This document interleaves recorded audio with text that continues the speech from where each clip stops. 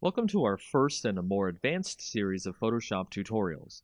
Here we'll talk about some interesting settings and techniques that will get you more acquainted with Photoshop in general. Let's talk about curves. Curves is a setting in Photoshop that allows you to get richer tones and colors in your pictures. To start, we've opened up our usual coffee image here, and we'll click on the Image drop-down, then Adjustments, then Curves. You can also hit Ctrl plus M at the same time. Doing this will open the Curves window, which looks like a neat graph chart. In the middle, you should be seeing a line going from the bottom left to the top right. If you want to apply a quick preset which will set the settings for you, you can click the drop-down and change from the default to other settings in the list. Setting the color preset to color negative changes some things here, which we'll explain. As you can see, the individual values on the chart have changed. The original black line is still the same, but each individual color has changed. This is a permanent way to change the values of the image, but if we wanted to make it something a little less permanent and tweak the settings as we edit our image, we can make a new layer by going to Layer, New Adjustment Layer, and then Curves. This will allow us to have our own layer that we can edit the properties of in the Properties window. So over here in our Properties window, you can see that we can edit our curves just like the image edit we were doing before, but it is not permanent as we can hide or unhide the layer using the I button next to the layer. So the main thing to take away from curves is reading the histogram and placing points. We can place points on the histogram so we can change the color changes anywhere in the image, based on the dark spots or the lighter spots of the image. As you can see on our image, the shadows and highlights of our image aren't very great, so we can edit our colors without much interference. So if we put one point in the middle, one point on the end, and one point on the beginning, we can change the colors and alter them in subtle or more advanced ways. Curves help out many Photoshop users with images that have bad contrast or bad lighting. Use curves next time you have an image that needs tweaking. It's one of the most powerful tools in Photoshop's arsenal. Welcome to our second tutorial in our advanced line of Photoshop tutorials. This time we'll talk about some features that are similar to curves, but do things in a more individual way. Brightness, contrast, and exposure. Just like before, we'll start out with our image available. As before, we could alter the image from the Image drop-down and brightness and contrast under the Adjustments, but we'll create a new layer using Layer, New Adjustment Layer, then Brightness and Contrast. That way we can adjust without permanently changing the image. Once in the adjustment layer, we can see that we have a brightness slider and a contrast slider. Tweak your image using these settings. Left is less brightness, making it darker. Right is more, making it lighter. Negative contrast washes out the colors, while positive contrast makes the colors stand out more, but it can make the shadows too dark. Next, we'll add an exposure layer. Go to Layer, New Adjustment Layer, then Exposure Layer. Doing this, you can see we have more sliders here. The exposure slider going from negative to positive can darken and lighten the image much like the previous layers. Offset itself changes the absolute light and darkness in the image, so treat that option with care. Gamma correction allows you to add and subtract gamma, general lighting, to the entire image. It starts out at 1, and going left adds more gamma, while going right subtracts gamma. Using all these options allows you to tweak the image as you see fit, so you can make best use of lighting to get the image you want right for your projects. Welcome to the third advanced tutorial in our Photoshop series. We'll be talking about the hue and saturation layer, which works similar to our other layer and adjustment tutorials. Here I have my own image open from before. To set up a hue and saturation layer, just like before, we'll go to Layer, New Adjustment Layer, then put a new hue and saturation layer down on top of the original image. So with hue and saturation, we can see that we can adjust the layer's color's hue.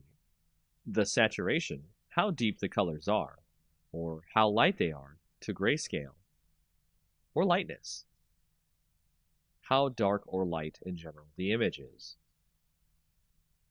In an image, you can make the colors much more vibrant by sliding the saturation more to the right than usual.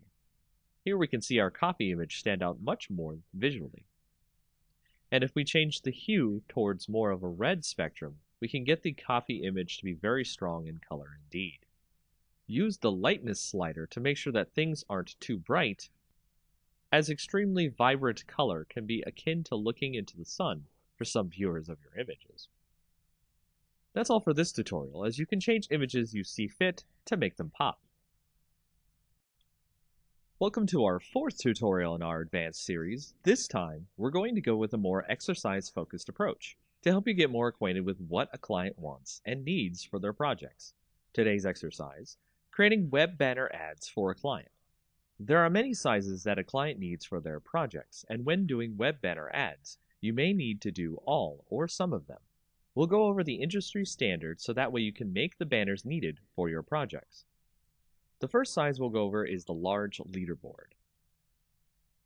It's 970 by 90 pixels. To start, we'll create a new image, and then we'll set the width to 970 and the height to 90. That'll give us the dimensions of the image that we want. We'll create a simple white background here. Then apply a quick text add. Make sure your text is in black so it shows up on the background. Write 10 apples for $3.99. To center the text on the banner, go to Select All, then hit the Center Layer option just below the main menu here. From there, add an image of an apple.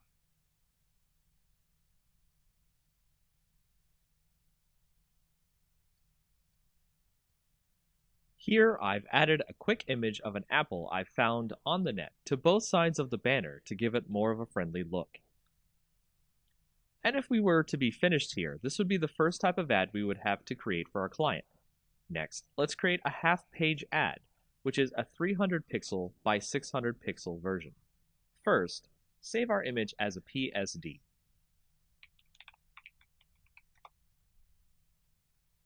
Now, change our image to a 300 by 600 canvas. Go to Image, Canvas Size, and change the inches drop-down to pixels. Here, type in 300 width, 600 height. You'll notice our apples and text is now strangely off screen, and our background isn't fully white. We'll fix all of that and show you how to continue to make other sizes of ads. If you notice, the apple images aren't exactly gone. They're just off screen to the image's canvas. Let's bring those apples back to the top and bottoms of our image now. Then, let's use the paint bucket icon on the left and fill in our white background again. Remember to click the correct layer, which should be the first layer in your order.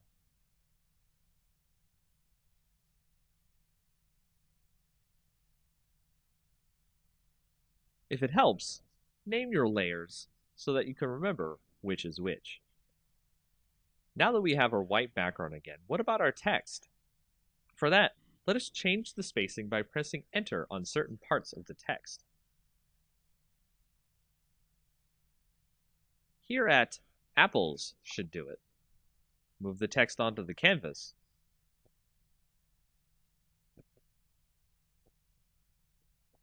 And resize the text as necessary. For vertical text, I like to use centered text under the Paragraph tab of the font properties for a more pleasing aesthetic. And there you have it. We have a new ad that can save as a separate PNG or JPEG from our original Apple ad.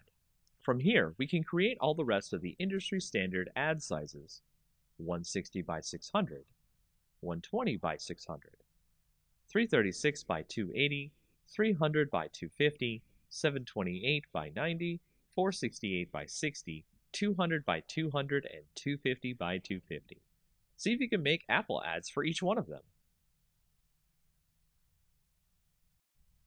For our next project design tutorial, we'll work on creating some great YouTube channel art for yourself or for any clients using Photoshop. Let's get started with the correct size for YouTube channel art. Open a new file, and then set the width to 2560 and the height to 1440. As you start off here, you can see there's a lot of space for you to create some good channel art. What I recommend here is starting out with the theme of your channel or your clients. Is it a science channel? Is it a space theme? You'll need a good background here to show off the tone and mood of the channel in question.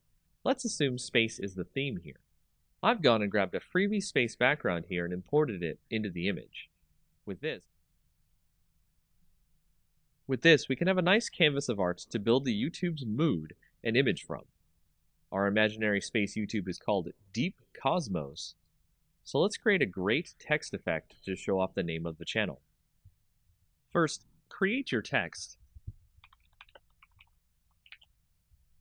Make it large enough to be visible.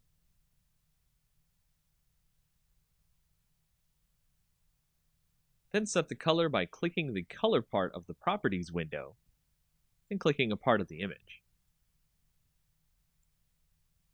Then we'll go into the layer blending option, give it a stroke, then click an inner glow effect. I've also used a different font here to give more of a unique look here. The type of font is up to you. I also recommend stacking the text on the right, so the rest of the art can breathe and show off the theme for the channel. Add more text in a readable font, probably not cursive, for what the channel is used for, space exploration.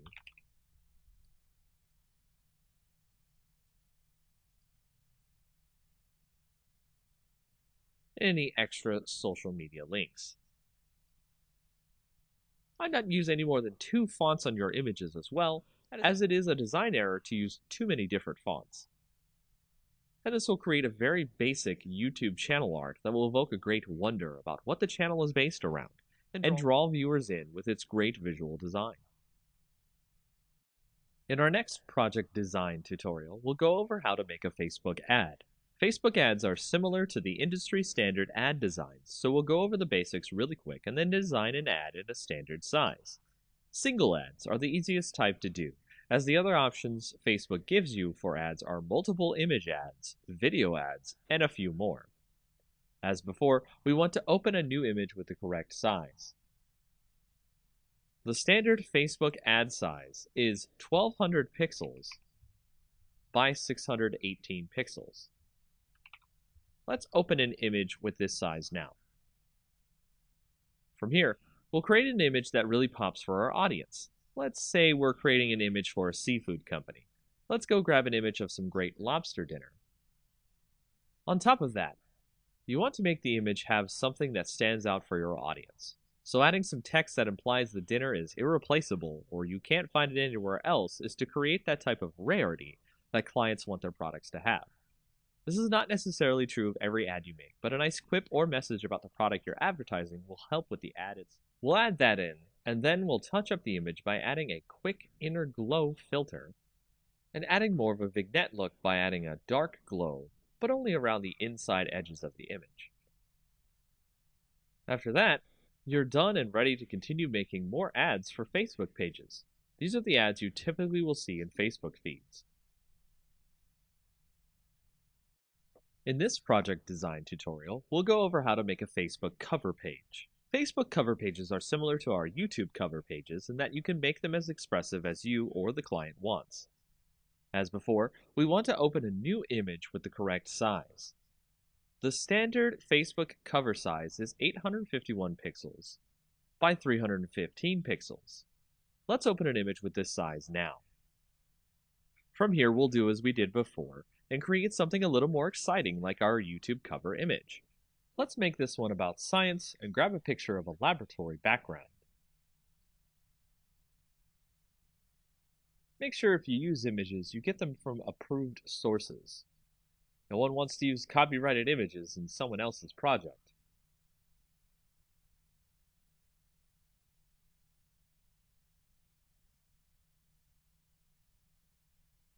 Here we'll add some text, as well as maybe some other social media URLs in our image to give the impression that the page is outside of Facebook as well.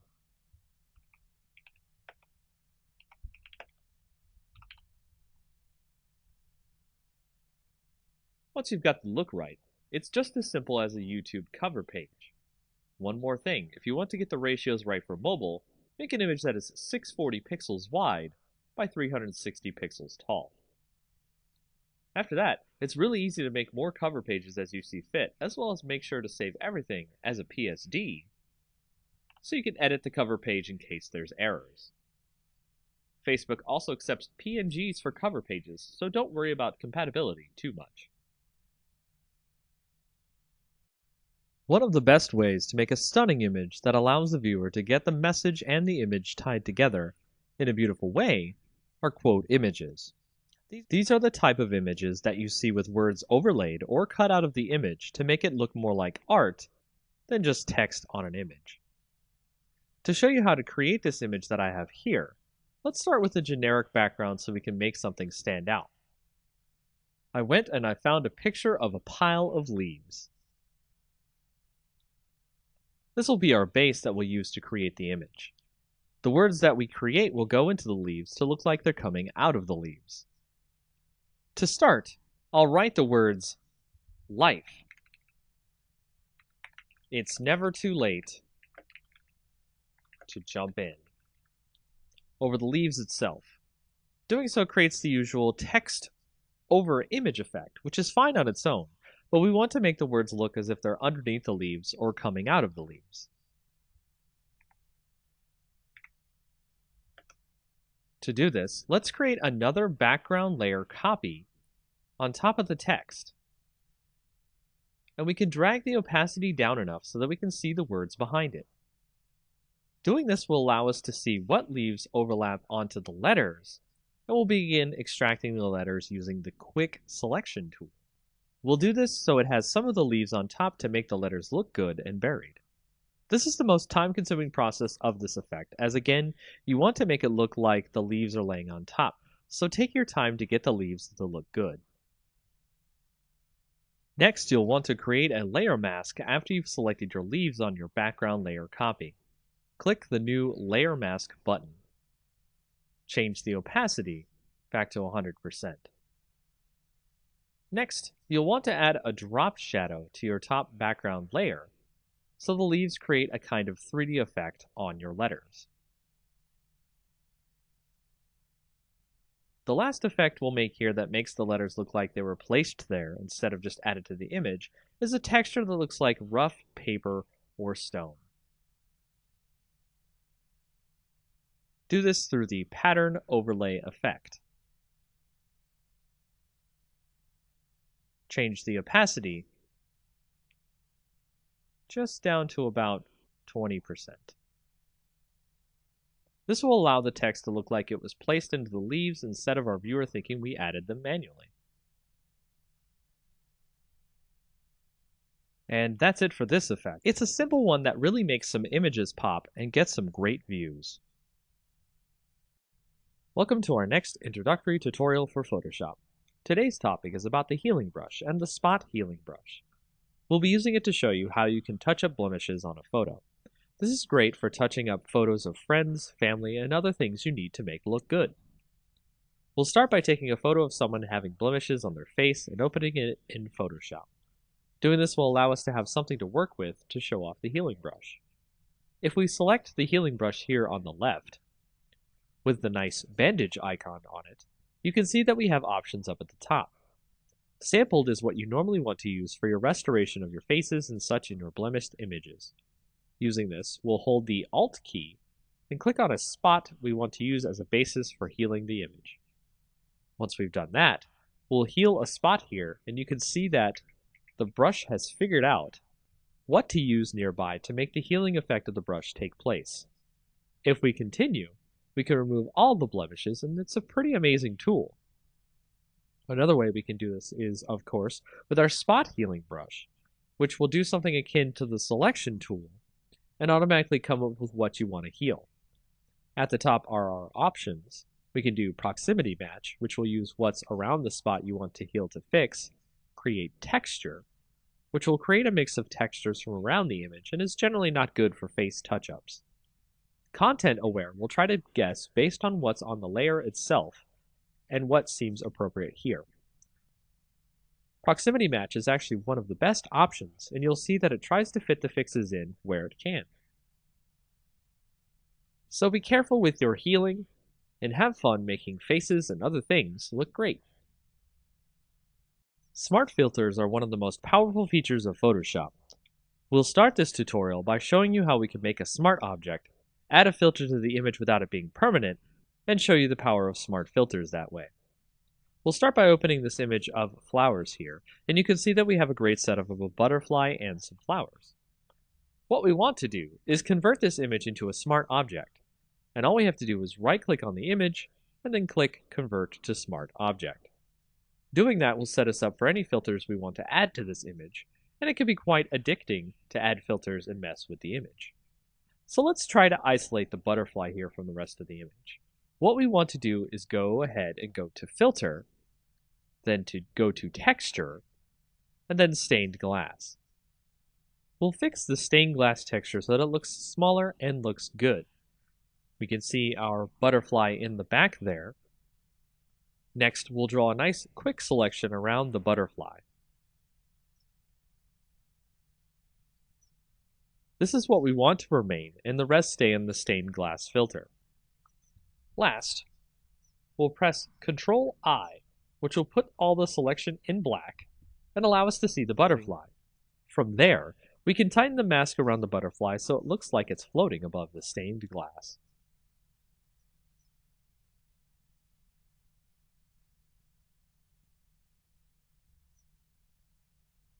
And that's just the basics with what you can do with smart filters. Easy, simple to use, and you don't have to worry about them permanently editing the image this way. This next tutorial will go over the basics of how to create a great image dispersion effect. This effect is great because it looks like the image is being torn apart, but in a way that looks realistic and graphically amazing.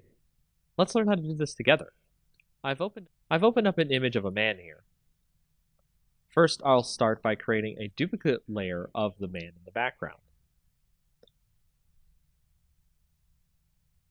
Then I'll lasso over the man in the background layer.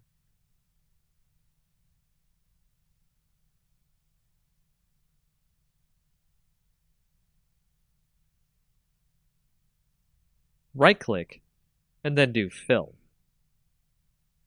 Make sure it's set to Content Aware, and it will let you fill in the background over the original man in the picture. We'll then select the entire model by using the Quick Selection tool.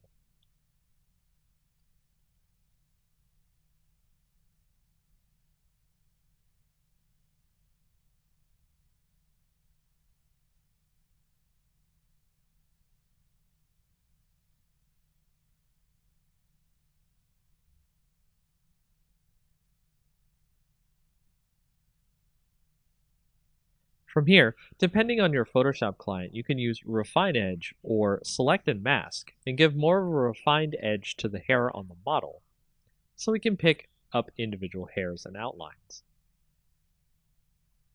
Before clicking OK on the Refine Edge, let's output the selection to a layer mask.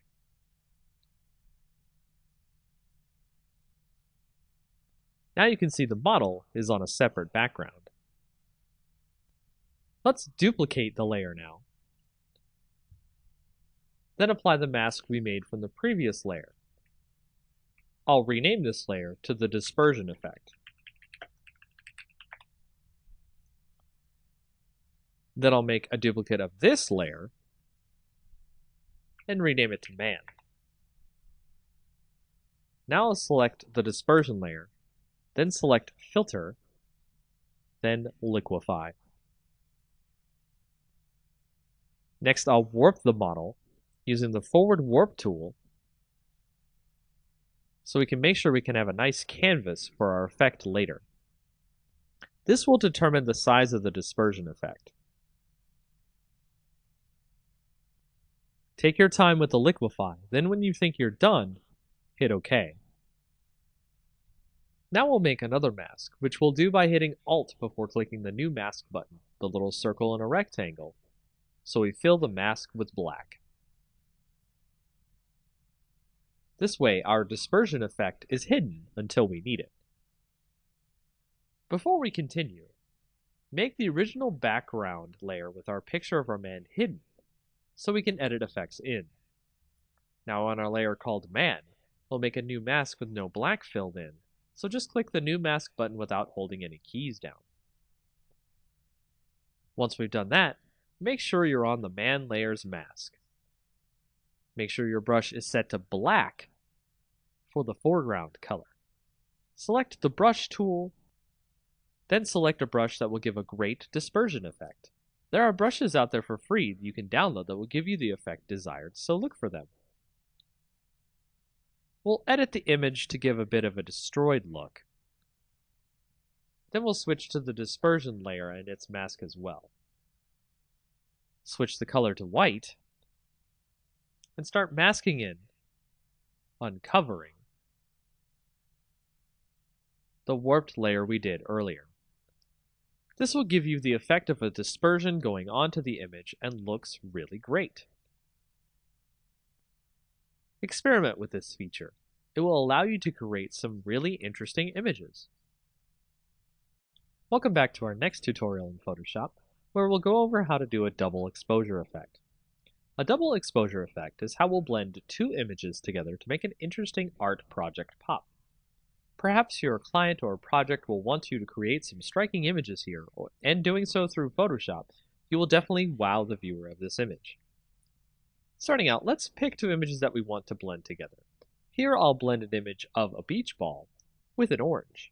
The idea of playing volleyball with a giant orange is pretty hilarious, don't you think? To start blending these two images together, I'll take the image of the orange, use the Quick Selection tool, and select the whole orange. Once I do that, I'll copy the orange selection into the image of the volleyball. As you can see here, the orange is way too large to be able to be blended with the volleyball. I'll need to scale the orange down to size. To do this, we'll need to make a copy of the volleyball layer to start off with. Drag the layer and make sure it's the top layer over the orange. Set the opacity to about 50%. Then we'll shrink the orange to about the same size of the volleyball. Do this by clicking the link icon up near the width and height. This way, with the opacity, we can see exactly what size we need the orange at.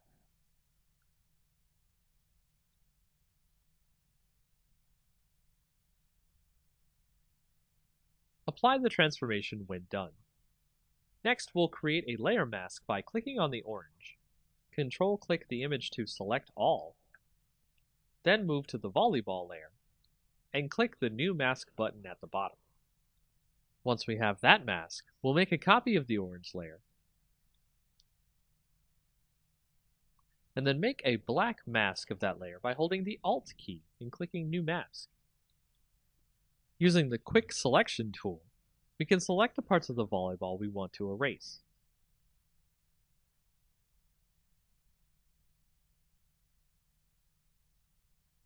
Once we've gotten the image the way we want, you can see that it has this great dual blend effect of having a volleyball that looks like a huge orange. Make sure to leave on the background for the largest effect of showing off the volleyball orange in the scene. Now you know how to use layer masks to blend two images together. Welcome to the next tutorial in our Photoshop series.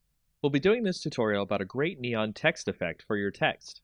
It's a simple effect that will make it really fun to add text to your images of brick walls, or nighttime building photos, and more. First, we'll start out with a brick wall image. Any brick wall image will do, as we will put our text over it and make it glow. Let's add some text now to the image and write neon, probably in a cursive font of some kind. Make sure the font size is large enough to fit into the middle of the image.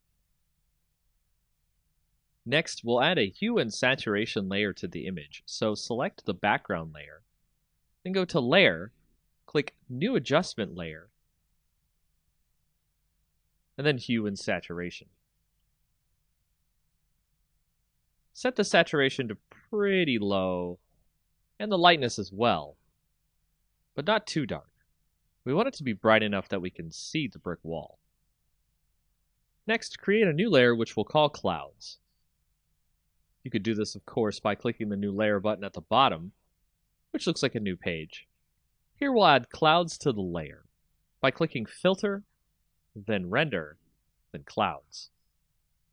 Create a black layer mask on that cloud layer by Alt-clicking the New Layer Mask button. Make sure your clouds layer is set to divide on the layer mode here. Let's use our brush tool here to uncover some clouds. Set the foreground color to white. Make sure the layer mask is selected. And set the opacity of our brush to about 50%. Make sure your brush hardness is also 0% as well. Once that's done, uncover some clouds behind the neon word.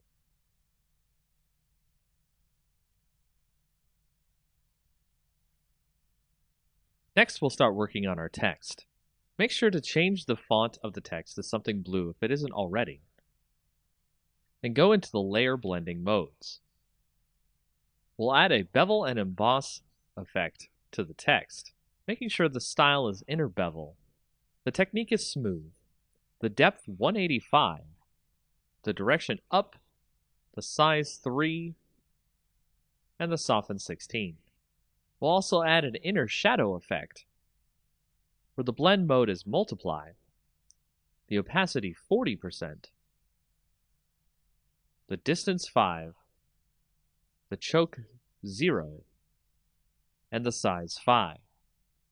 Then we'll add an inner glow effect, where the mode is screen, the opacity 75, the noise 0, the choke 0, and the size 8. Make sure to make the technique here source center. Then hit OK. Create a duplicate layer of that text. Put it below the top layer of text, then convert it to a smart object. Add a Gaussian filter using the Filter dropdown, Blur, then Gaussian Blur. Set the radius to about 11 pixels. Now we'll create the wire that the neon sign is connected to the wall by creating a new layer above the clouds layer. Set your brush first to one with a full hardness, and about 13 pixels in width. Use the pen tool here on the layer, and click and drag out a line across the layers here in a curvy wave. Right-click on the line, and click Stroke Path. Make sure the Simulate Pressure option is turned on. Right-click the path, then click Delete Path. We'll add a blending layer effect to the line, bevel and emboss. Make sure that the depth is 245, size 0, and soften 3. Lastly, we'll add a more soft blue glow to the clouds in another layer. Add another layer on top of this layer, then switch to a soft brush with no hardness, with the size close to the size of our letters. Set the opacity to about 63%. Brush in some blue. Set the layer blending to soft light. And there you have it. Our neon sign is complete. Welcome to our next Photoshop tutorial. This time we'll be doing a great fire text effect. This can create a great illusion of text that looks like it's either made of fire or on fire. We've already started with a great fire effect image we'll use later in the tutorial. We'll proceed by opening a new file, making the height 1280 and the width 720. Change the background to black by using the Paint Bucket tool, and make sure the foreground color is black. Use the Text tool next, and a great tall font. I'll type the word fire here so we can see the effect on it later. Let's go to the blending options on our layer and add an outer glow. Change the color in the box here to F70300, then hit OK. Select the satin blending next and change that color to 872D0F, and hit OK as well. Change the opacity on the satin effect to 100%. Change the distance to 10 pixels, then hit OK. Now select Inner Glow. Change the blend mode to Color Dodge here. Next, change the color to E5C23B, then hit OK. Change the opacity to 100%, the size to 10 pixels, then hit OK. Now we're done with our text, so hit right-click on the text layer and rasterize our type. Now we're going to fade out the top of our fire text. So use the eraser tool and set the brush to 250 pixels with 0 hardness. Erase some of the text as you see here.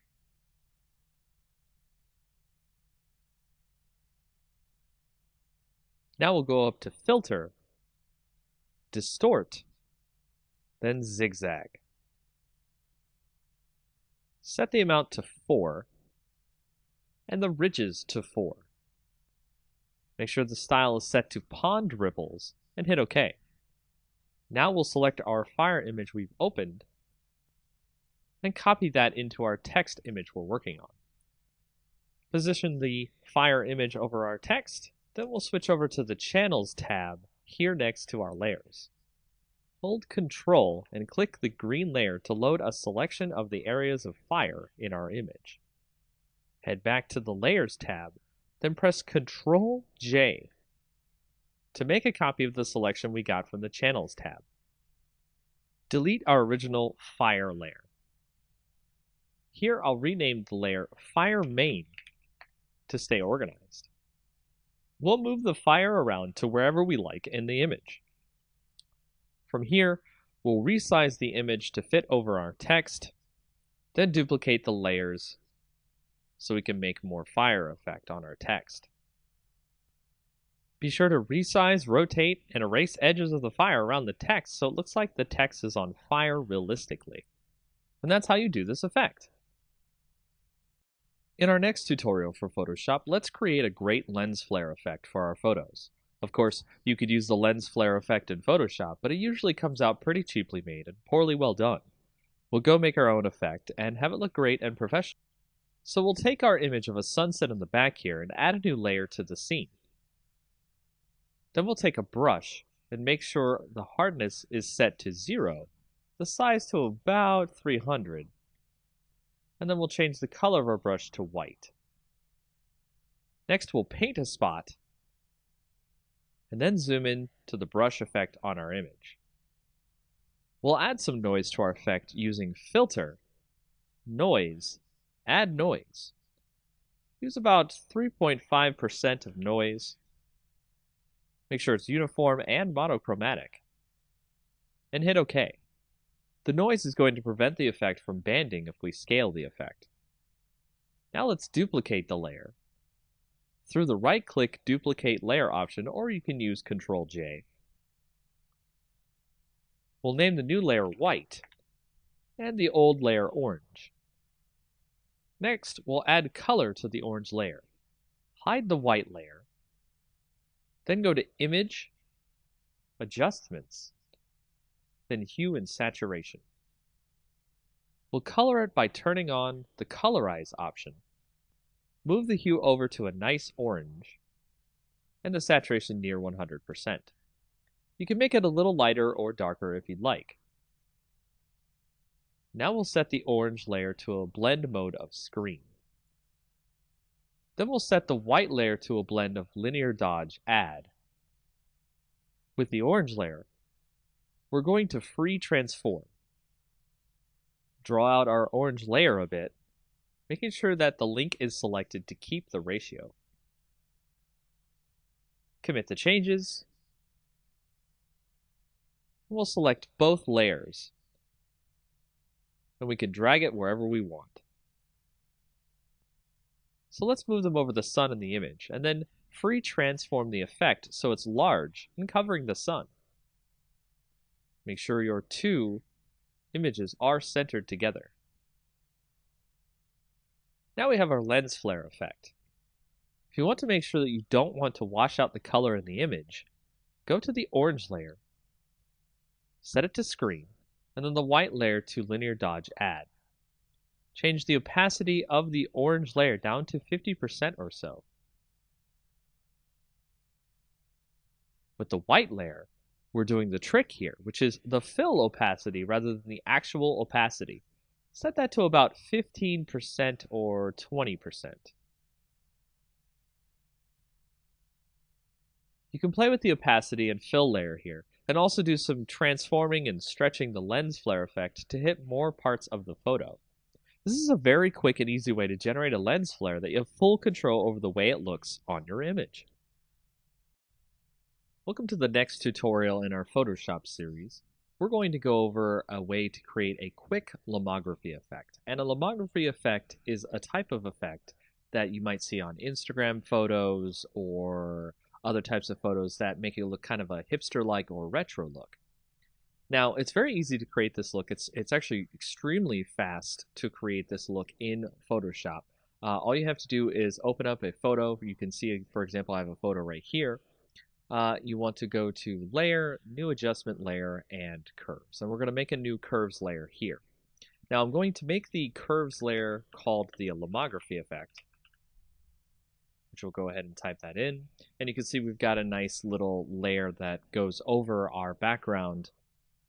It also has its own layer, so that way we won't have to worry about making the effect on the image and not having it affect the image permanently. So the way we start this effect is we go through and check out the curves. So we've got the histogram here, and we want to start out by actually putting a point here and dragging it down a little bit, which you see will actually drag down some of the shadows in the image. And then you want to put a little point up here and drag that one up, which will actually drag in some more of the light into the image. Then we'll go into the red, and we'll actually put a little point there, drag that down a little bit so we can get some more in there. But we actually want to drag the shadows up a little bit so we can get some more darkness depth to the image. We also want to drag up the end here as well and go to the green and do the same thing. Drag up a little bit there, drag down a little bit at the top.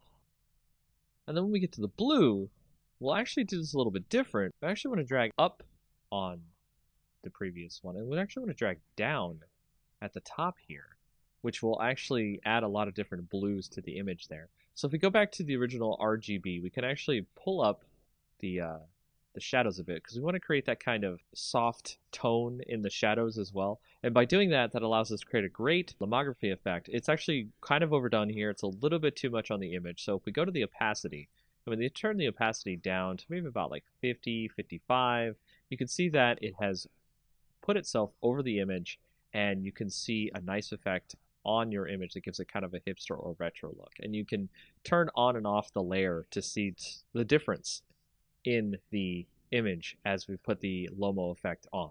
And that's pretty much it for this tutorial. Welcome to our advanced GIMP tutorial, where we'll actually show you a way how to do digital black and white conversion. It's quite an easy effect to do. And we'll start by opening up an image that you might have seen before on a previous tutorial.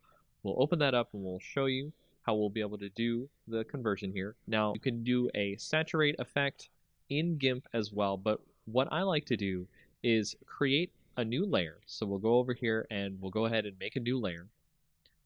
We'll make that transparent, that's fine. And from there, we'll also create a layer mask. So go ahead and add a layer mask to this layer. Make sure that it's set to white so it's full opacity. And you want to change this layer's mode to saturation. And by changing this layer's mode to saturation, you'll be able to change the opacity on the saturation on the layer. To get the saturation on the layer, you'll go over to the bucket tool and you will put in black on the actual layer itself. And this will create desaturation of the layer. And you'll be able to see the entire layer is in black and white. Now, you can set the opacity on this so the effect is not that dramatic. So you can have some color, you can have less color, all the way up to 100%. So you can change this as you will. Instead of just using the saturation effect, which will be one time only, you can use this to great effect to choose the granular control over the black and white conversion effect. Now, what you can also do is with this and having the mask, you can go to the original layer itself, use the scissors tool, and you can pick out parts of the image you want to have in color itself. So if you see here, I have picked out some of the glasses to be in color, and the scissors tool is one of the best tools for this as it tries to find the edges of the glasses on our background layer here. And of course, you can drag each point to make sure it tries to find all of the different parts of the glasses, and then we'll go ahead and click inside to select it. And if we do that and then go back to our layer mask for our saturation layer, we can go in there and we can select the brush tool, make sure it's set to black because we're going to be painting on the layer mask so we can make the color shine through. And you can just start painting in those glasses there and make those glasses show up in actual color compared to the rest of the image. And that's just a very quick way of how to do digital black and white conversion in GIMP. Welcome to the next in our tutorial series about GIMP.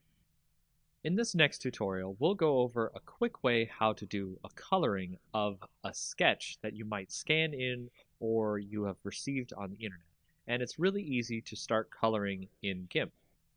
To start, we'll go ahead and have our sketch open, as you can see right here, and we will go ahead and add a new layer above that sketch. So we'll go ahead and make that a transparent layer, and we will also make sure that that layer is set to multiply instead of normal, because if it is set to normal, you'll just draw the color over the sketch beneath that layer.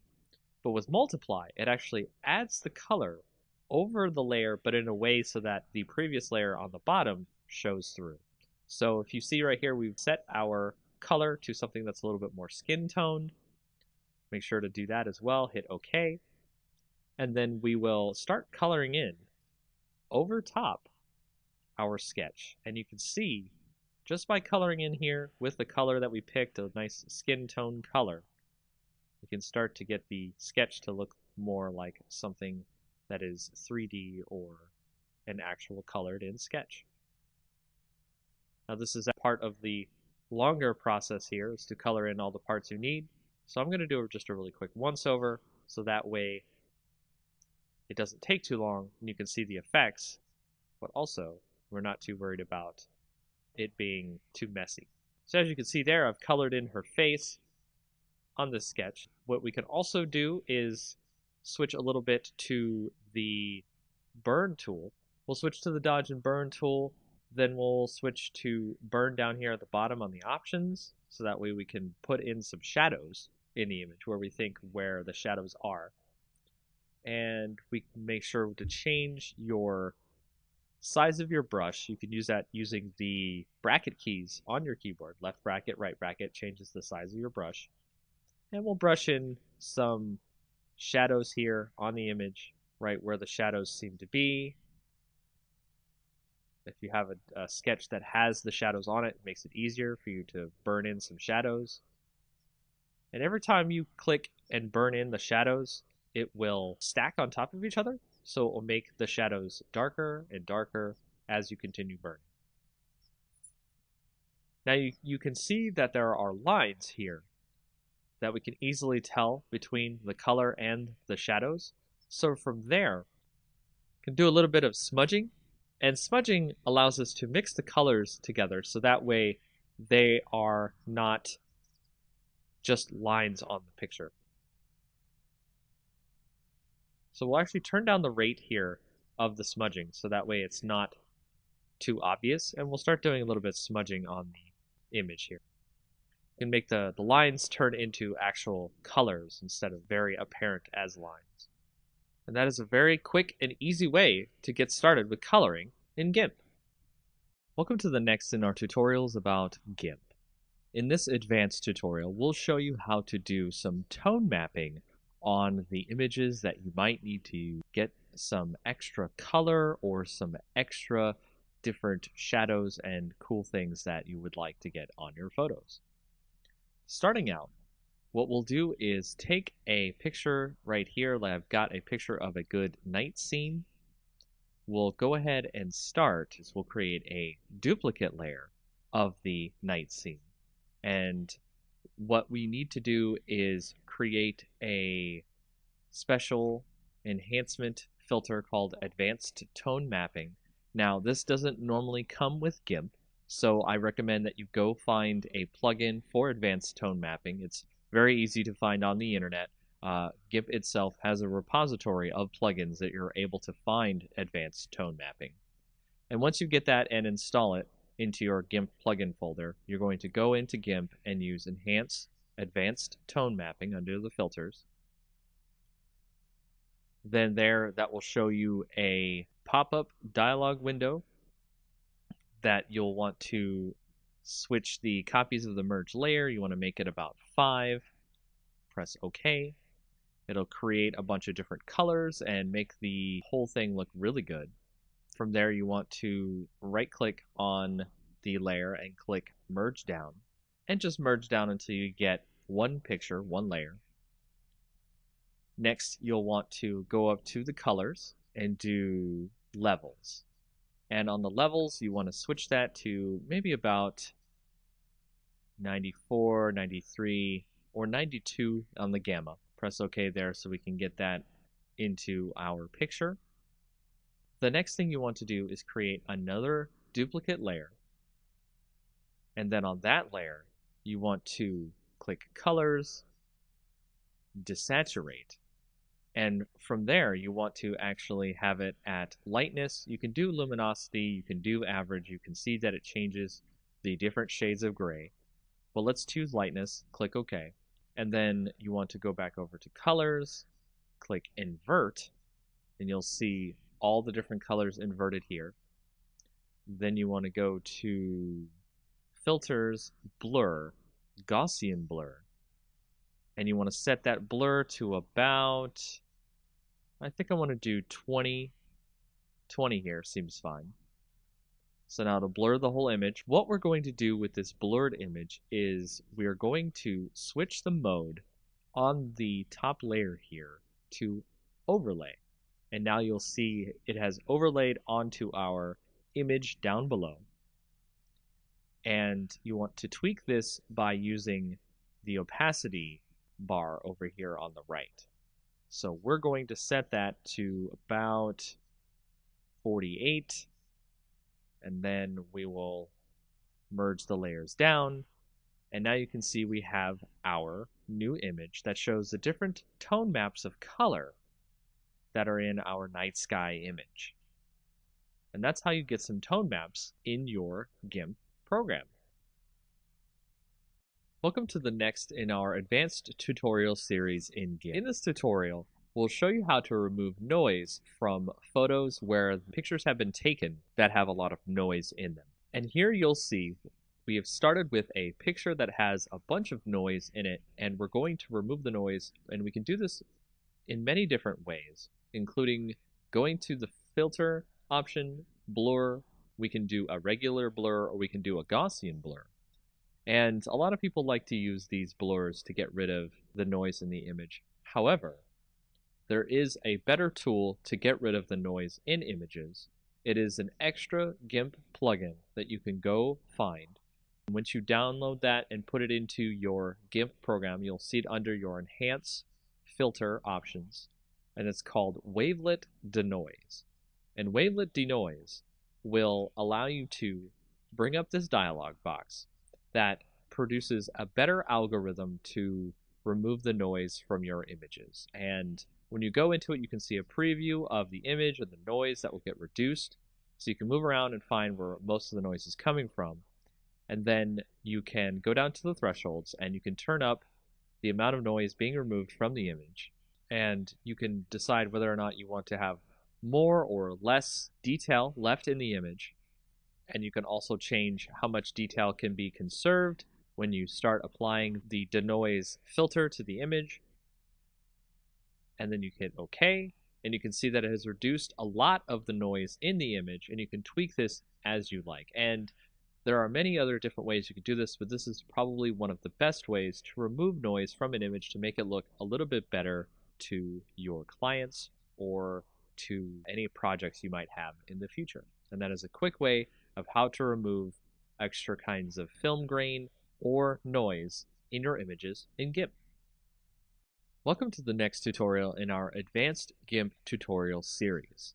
This tutorial will show you about how to use luminosity masks to help you with your photos, so that way you can reduce some of the saturation in the colors of your photos, or just in general have better control over what you see inside of your photos.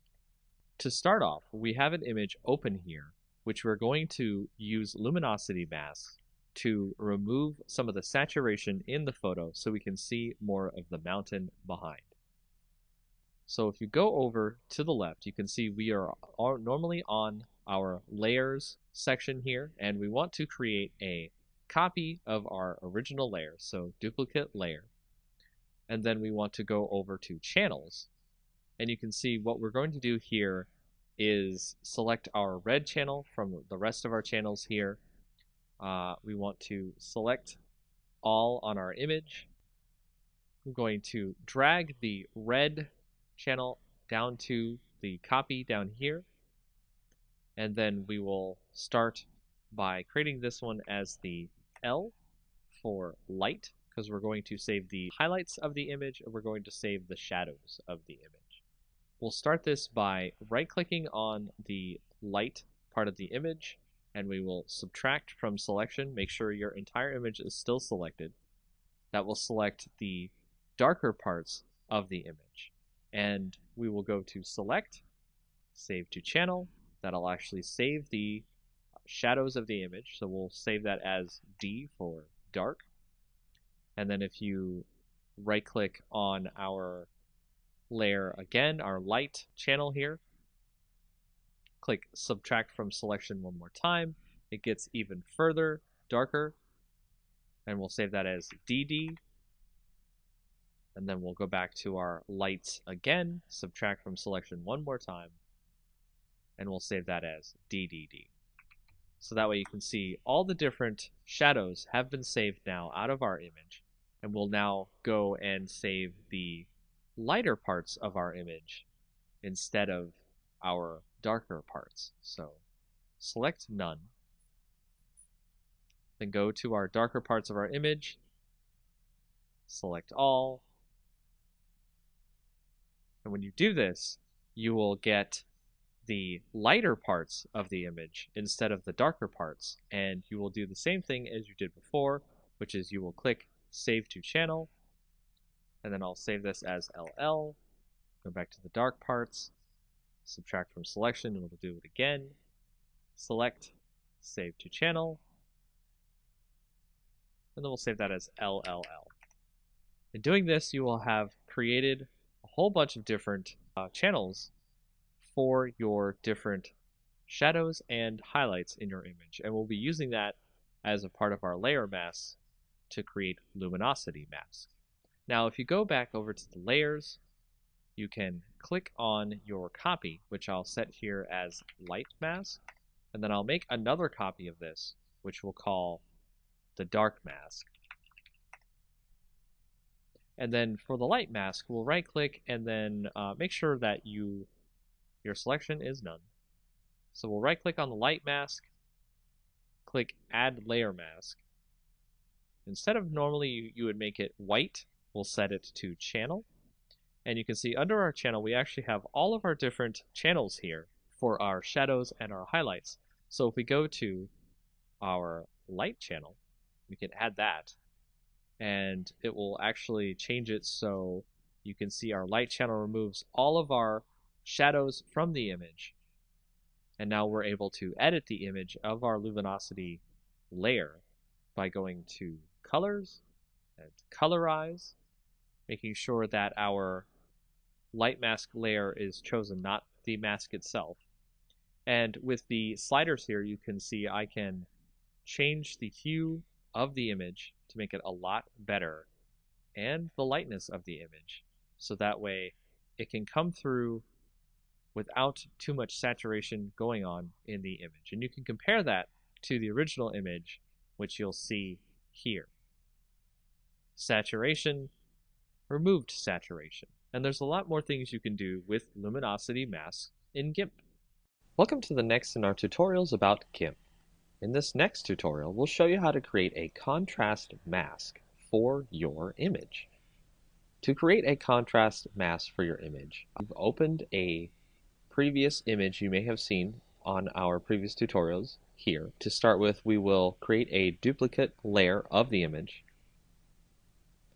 Then on there, we will right-click, click Add Layer Mask, and you want to initialize the layer mask to a grayscale copy of the layer. Then, show the layer mask so we can see what we're looking at. Go over to Colors, Invert, and then you want to also give a filter, Blur, Gaussian Blur. And then set that to about 4 or 5 on the blur radius. Next, go back to your layer mask, click Show Layer Mask to turn it off, and there you can see we have our contrast mask on our layer. Now make sure to set your layer to overlay instead of normal, so that way you can see our contrast on top of our bottom layer in GIMP. And you can change the opacity, so you can change the contrast through this contrast mask in GIMP. And that's all you need to know about making a contrast mask in GIMP. Welcome to the next tutorial in GIMP. This is a very quick tutorial, part 1, about changing background color in GIMP. It's actually a very quick way to do this in GIMP, especially if you have an image that already has a background color you'd like to remove. So, the fastest way to change the color in your background is go up to Colors, Color to Alpha, and then you will see that there will be a color picker that you can pick down here, a little drop-down box from blank color to alpha, and then you can click on this little eyedropper here, click on the image, then go back to your color picker, press OK, and you'll see on the preview that it has removed the color from your background. Click OK there. The color will have been removed from your background. You may now add a new layer to your image. Make sure to have it as a transparent layer. Drag that layer beneath your current layer, which you removed your color by putting it into alpha. And then you can use the bucket fill tool to switch to any other color you'd like to add to your image. And that is the very basics about changing a background color in GIMP. Welcome to the next in our tutorials about GIMP. In this tutorial, we're going to show you how to change the background color in GIMP. This will be part 2 of our tutorials showing you how to change the background color. Another way you can change the background color in GIMP that is quite easy is go to your image, right-click, add an alpha channel if it doesn't have one already, and then from there you want to use the fuzzy select tool to select the part of the image you would like to delete to give ourselves a transparency. So you can see here it has selected all of the color besides the text itself, and if we were to continue from here, it would actually get rid of the background except for the other colors that we need to get rid of inside of the letters. To add the circles inside the text, you want to hold down the Shift button, which will add a plus symbol next to your fuzzy selector, and you can now add those bits inside the text into your selection. And doing so will allow you to delete all the parts of the image you want to get your alpha channel. So once you're finished there, just hit delete on your keyboard, and you'll see the background is now fully removed. And just like before, you can add a new layer with the transparency, put that below your current layer, and add a new color to your image by using the bucket fill tool. And that's another way about changing background color in GIMP. In our next tutorial in GIMP, we're going to show you what some of the blur filters can do to our images and add extra cool effects that might not be available elsewhere. We'll start by using our blur, Gaussian blur, motion blur, and pixelize blur filters, and that way you can see all the neat types of things you can do with your image. As you can see, we started with a bunch of duplicate layers of our original image and renamed them to blur, Gaussian blur, motion blur, and pixelize. From there, we can select our blur layer, turn that visibility on, and then go up to the filters, blur, and then blur. And it'll add a subtle blur effect to the image. You can see it on here. It's now much different from the original image. The details have been lost. And then we'll go up to our Gaussian blur, turn that visibility on, go to filters, blur, Gaussian blur, and we'll turn the blur radius to about 11 seems fine. That's our Gaussian blur. And then we'll go to motion blur, turn that one on, go to filters, blur, motion blur. We're going to make it a zoom, maybe about the center of the image here. The length of the zoom we'll put about 28. And it'll take a little bit longer to do this effect if your image is large. So now you can see that there is a kind of rush to get to the mountain look to the image. It's really cool. Then we'll go to our pixelize layer. Go to there, go to filter, blur, pixelize. And it'll create a kind of chunky pixel look to the image. So it'll actually kind of blur it out in something that's kind of like if you censor an image or protect someone's face or anything like that, you might see somebody has done something like this. So we'll set the pixel width to 7 and the pixel height to 7. And that is the pixelized blur on our image. So if we want to go back to regular blur, let's remove all the different visibilities of the other image. And we can change the opacity on this blur, so we can change how much of the blur obscures the image, which is okay. If we go to Gaussian blur, we can do this with our opacity in such a way where we create kind of a hazy look to the image. You can see it looks like it's in some sort of a dream.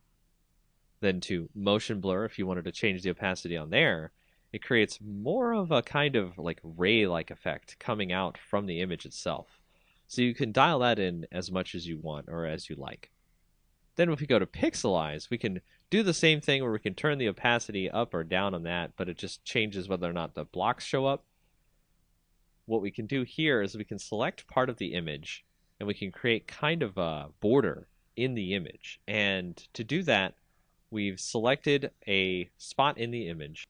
And then you'll want to go to the pixelize layer, add a layer mask, make it the selection that we've just put onto our layer, but invert the mask because we want a border on the inside and not just the inside of the selection as our pixelized blur. And then click add, and you can see now on the edges of the image, if you right click, select none, you can see on the edges of the image there's a nice pixelized border. And that's an intro to some of the different blur filters in GIMP. Welcome back to our tutorials in GIMP. For our next tutorial, we'll show you about the selective Gaussian blur and how it can be used to remove noise from your images.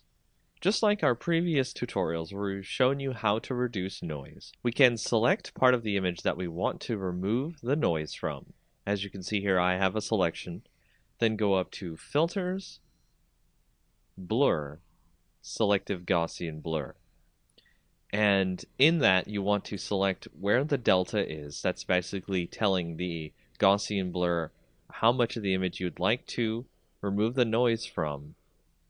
and set the blur radius so that way it can come out looking good. As we hit OK here, you can see that it has removed a lot of the noise from the image by getting rid of the noise through the blur. And that's just a quick way to show you how to do selective Gaussian blur in GIMP. Welcome to our next tutorial in GIMP. We'll go over more tools that have been used in GIMP to create different effects in your image. The tools we'll go over for this part of our tutorial will include the clone tool, the healing tool, the perspective clone tool, the blur and sharpen tool, the smudge tool, and the dodge and burn tool. Starting out with the clone tool, if you go to our image that you see here, it will not let you do anything with the brush until you hold down Control, click a source on the image, and then it'll use that source when you decide to paint on your image, thus duplicating the image as you paint over it. The next tool, the healing tool, allows you to heal parts of the image much like in Photoshop when you want to fix parts of your image that have blemishes on them or other various problems. Much like the clone tool, you have to set a part of the image that you would like to use as the basis for healing the rest of the image.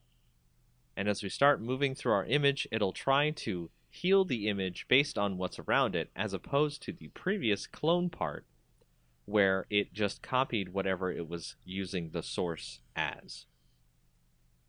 For the perspective clone tool, we can modify the perspective of our image not in a permanent way, but in a way that GIMP will use when we decide to clone the rest of the image later. By going to the perspective clone option in the tool options, we can now set a source that we'd like to clone from, say this corner up here where the perspective will be changed, and we can paint that into our image.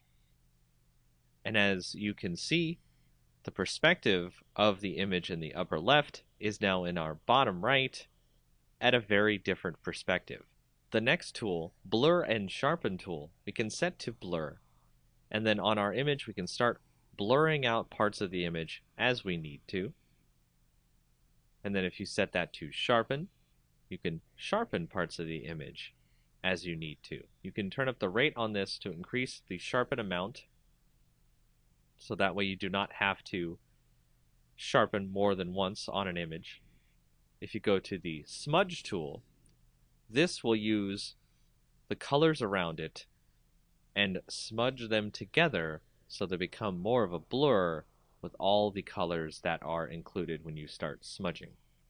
The next tool, the dodge and burn tool, allows you to dodge, which is lighten up the colors in an image, but also do burn, which allows you to darken the colors in the image, creating more vibrant color as necessary.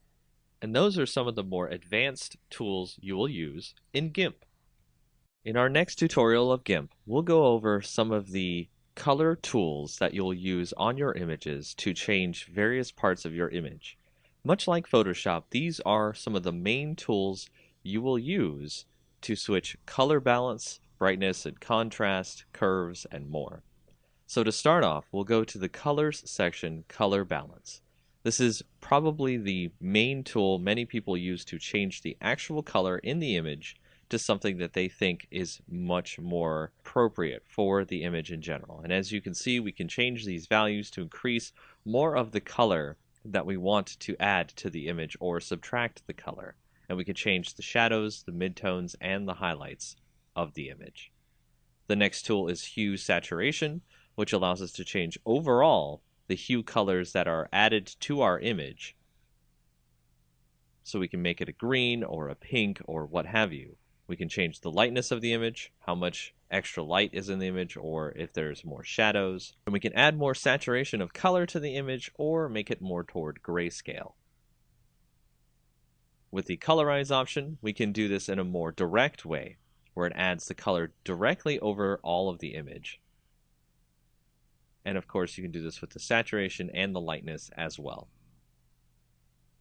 With the brightness contrast, we can change the brightness to be less on the image, the contrast to be more, and vice versa. With the threshold, we can change what the image sees in terms of darkness or light. And for this, I would recommend using a layer mask so you can have something to blend over the image itself instead of leaving this as its own layer. With levels, we can go in and change the gamma on the image so we can reduce the gamma, make it darker, or add more gamma to make it lighter.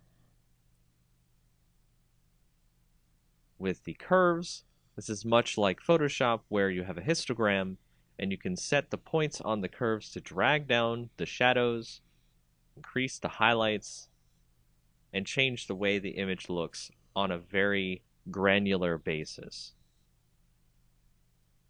If you go to posterize, it creates an image that reduces its colors into various channels of colors. You don't see many colors if you go lower on the posterize levels. That looks like it was created in older graphics editors. If you go to desaturate, we've been using this in a lot of our previous tutorials where we can desaturate by removing the colors from the image, and we can choose based on luminosity, the average, or the lightness in the image. And that is just a quick overview of all the different color tools you could use in GIMP. Welcome to our next tutorial in GIMP. In this tutorial, we'll show you how to use the Paths tool inside of GIMP. So go over and click your Paths tool here, and on the left in the tool options, you will see that you have the Design mode, the Edit mode, and the Move mode. The Design mode allows you to create points on your image that will create a path. To connect the paths together so that way you create a completed path, go to Edit once you are finished clicking on the last point for your path, and then click on the starting point of your path. That will complete your path. From there, you can move the path if you need to, and you can start doing a selection from the path or stroke the path if you need to. As a solid color pattern, you can set the pixels of the line, and so on. Another mode you can do with paths is you can create a new path where you can create a curvature to your path. And this allows people to create some very interesting and unique paths.